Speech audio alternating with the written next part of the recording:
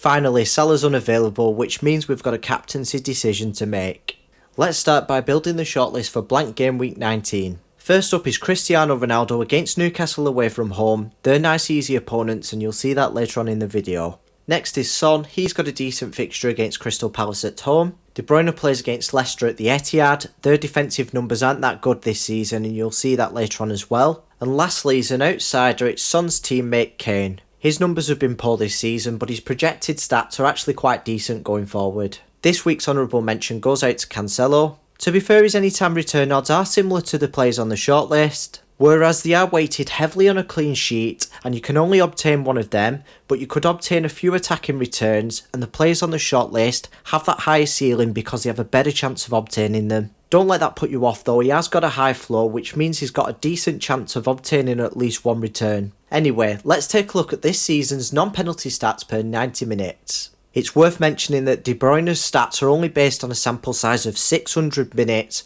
whilst the other three players have played over 1,000 minutes. He's got the most promising underlying stats, but he's actually underperformed them quite a lot. Surprisingly, as the most creative player in the whole league, he's got no assists, no fantasy assists, but he has got 4 goals. Kane has been completely off the boil this season as you can see, his expected numbers are poor and his return rate is poor as well. It doesn't help that the FPL scoring weighting is applied where he only gets 4 points for a goal and Son and De Bruyne get 5 points. Ronaldo is punished by this as well, he's actually got the highest return rate per 90 minutes on the whole shortlist. All things considered, Son is the winner of this section, Ronaldo is just behind in second place. I wouldn't pay too much attention to De Bruyne's numbers, because of his lack of minutes they could deviate either way. And as for Kane, he's definitely the loser of this section. Moving swiftly onto the set pieces. Kane is on penalty duties for Spurs, which means Son isn't. Ronaldo is probably on pens for United, but it's not certain. And City don't have a dedicated penalty taker, it is a toss-up between the players on the pitch. I do think De Bruyne is most likely though. Kane and Ronaldo take direct free kicks but not indirect free kicks or corners. Son and KDB take all 3. De Bruyne takes more direct free kicks and Son takes more indirect free kicks and corners. Kane's the winner of this section and his teammate Son is the loser. Let's take a look at the probability of each player scoring or assisting. Ronaldo's the best chance of scoring by 7%, it's Kane who's in second place and the other two have underwhelming anytime goal scorer odds. De Bruyne does compensate for that with 39% anytime assist odds, which is miles ahead of anyone else, which puts him ahead of Son in all departments and brings his anytime return odds up to 61%.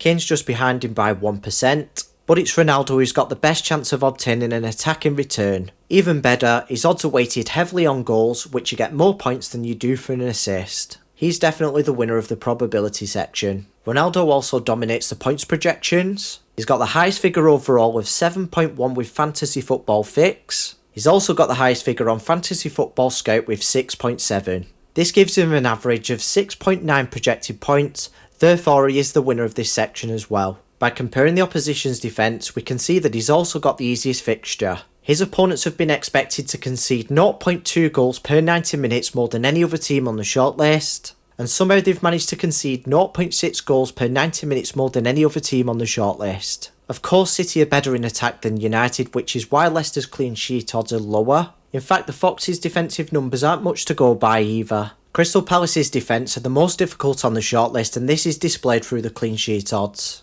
Whilst Ronaldo's the only player on the shortlist not to have the home advantage, he still wins the opposition section. Before we draw up a conclusion, let's carry out a quick risk assessment. Ronaldo's had 16 rest days due to postponements. De Bruyne's had a week to prepare. Then you've got Kane and Son who played in the cup but 4 rest days is enough. Potential postponements are included in the expected minutes, which is why De Bruyne's is so low. If all of the games go ahead, then I'd say the 4 players on the shortlist do pass the risk assessment. Now we've got enough data to make a decision. The best captain for blank game week 19 is Cristiano Ronaldo. I've included the reasons on the screen for you.